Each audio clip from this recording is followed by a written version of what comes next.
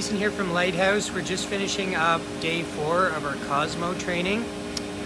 Initial thoughts, I think we started off and we were just running parts through the robot and not working with the machine.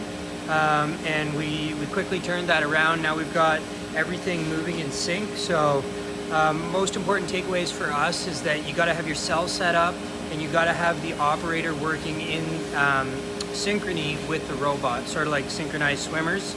I think that in a month's time, the Cosmo is going to be the heartbeat of our organization, and we've got to find a way to work perfectly in balance with that in all departments. So our daily throughput, what we're going to be looking at doing coming out of our 4-day training is matching all departments with the throughput that we're going to be having coming out of our prep department and trying to get the Hygienka as perfect as possible.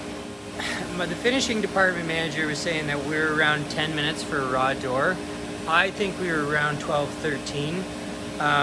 Right now, I think we're clocking like off the Cosmo, I don't know, 2 minutes, 40 seconds, around 3 minutes maybe at the most.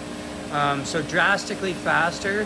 But the other thing too is that we do a lot of big parts here, many of which can't go through the Cosmo.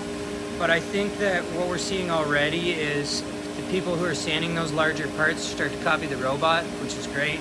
It really just sets the tone for the entire department, regardless of whether or not parts are moving through the machine.